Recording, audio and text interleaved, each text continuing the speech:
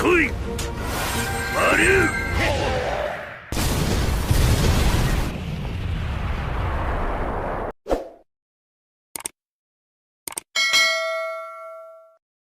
Lin dan yang lainnya pun menghampiri Nur dan menanyakan keadaannya. Nur malah mengira kalau Rollo memakai kemampuannya untuk menenangkan sang naga. Hal itu pun langsung dibantah oleh Rollo yang dari tadi tidak melakukan apapun. Nur lalu meminta bantuan Rollo agar menyuruh naga itu kembali ke tempatnya. Nur tak mau membunuh si naga, meskipun naga itu telah membuat kekacauan. Awalnya Ines merasa keberatan karena naga malapetaka mengancam manusia. Namun, Lin tak bisa menolak keputusan sang guru sehingga manut-manut saja. この竜を元の住処に返してやれないだろうか。俺はこの竜を殺したくないんだ。先生がそうおっしゃるなら。Rollo sendiri tidak tahu apakah dirinya bisa melakukan hal ini. Karena seperti yang diketahui, kekuatan naga malapetaka jauh lebih besar dari monster yang lain. Namun berkat kemampuannya, Rollo pun bisa berkomunikasi dengan naga tersebut. Dan katanya, naga itu akan patuh jika itu adalah keinginan majikannya. Itu artinya, sang naga paling kuat sudah mengakui Nur sebagai majikannya. Lin dan Ines pun sampai tak percaya kalau naga yang dikenal paling kuat akan tunduk kepada Nur. Sedangkan Nur malah salah paham dan mengira majikan naga itu adalah Rollo.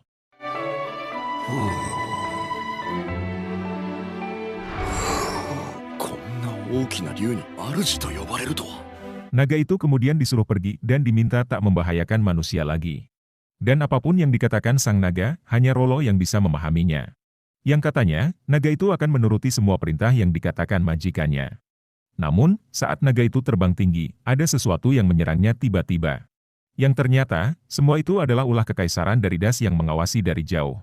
Penyerangan itu adalah rencana kekaisaran yang berjalan dengan lancar. Tak sampai di situ, kekaisaran dari Das sudah menyiapkan pasukan bersenjata lengkap.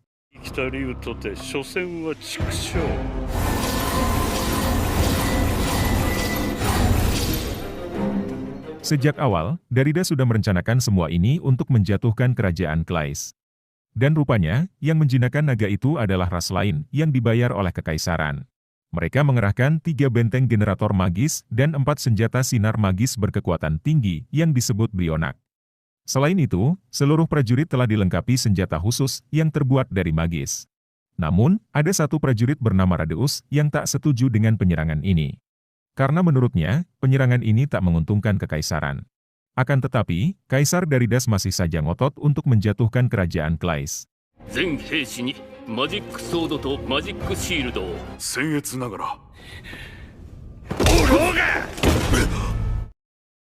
Baginya, negeri Klais adalah negeri bodoh yang menuju kehancuran karena menelantarkan Dungeon Sirna. Dan sudah seharusnya, kehancuran negeri Klais akan diingat oleh generasi masa depan. Kekaisaran akan dikenal pasukan penyelamat yang membebaskan rakyat dari si raja bodoh. Nur dan yang lainnya pun naik ke atas bukit untuk memastikan kondisi sang naga. Namun, keberadaan mereka langsung disadari pihak musuh yang memantau area sekitar. Begitupun dengan Lin yang bisa melihat kekaisaran dari Das dan pasukannya. Yang rupanya, nama ini sudah cukup terkenal yang disebut sebagai legenda hidup.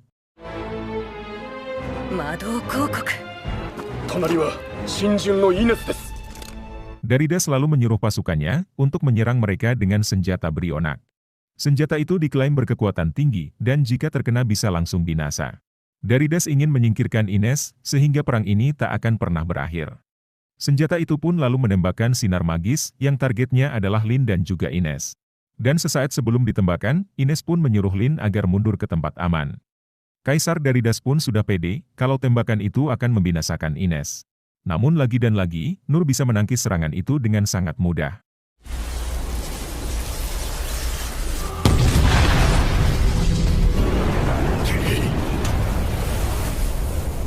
Lin menduga kalau Daridas mengerahkan ribuan pasukannya untuk menyerang. Gagal di serangan pertama, Daridas pun akan menyiapkan serangan selanjutnya. Ines pun meminta Lin untuk mundur dan akan lebih baik kembali ke ibu kota. Dan katanya, pasukan kerajaan tidak akan mampu menghadapi pasukan sebanyak itu. Nur mengatakan kalau dia tak punya pilihan lain karena situasinya sudah darurat. Entah apa yang dipikirkan Lin, dia malah tersenyum mendengar perkataan Nur. Padahal maksudnya Nur, tak ada pilihan lain selain lari menyelamatkan diri. Namun tiba-tiba, Ines menggunakan tameng kudus untuk menahan serangan musuh.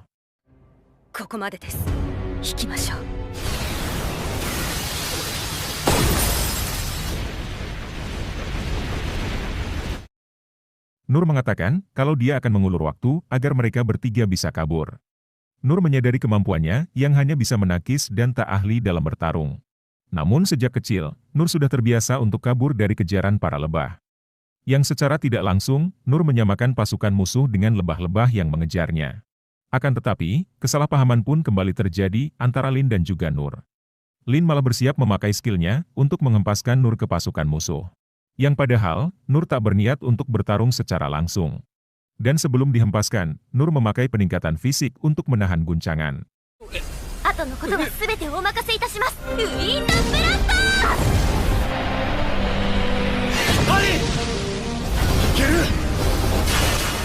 Kejadian itu membuat Kaisar bingung dengan apa yang terjadi.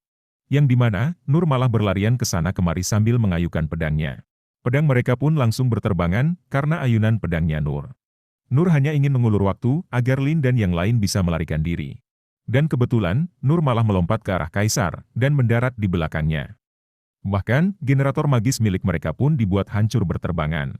Namun siapa sangka, pedang yang berterbangan itu malah mendarat dan menusuk pasukan musuh. Niatnya mengulur waktu, Nur malah mengacak-ngacak satu pasukan sendirian.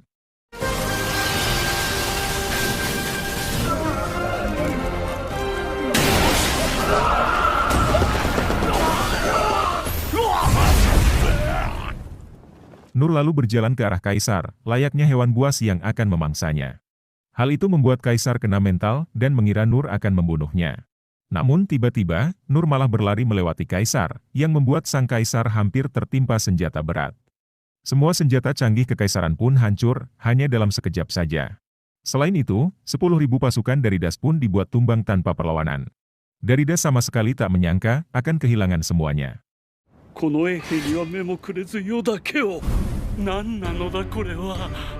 Dan tiba-tiba, Nur langsung menghampiri sang Kaisar, dan menancapkan pedangnya ke tanah. Daridas pun baru sadar, pedang itu adalah relik Dungeon Sirna yang dia inginkan. Daridas pernah melihat pedang itu saat berkunjung ke istana kerajaan Klais.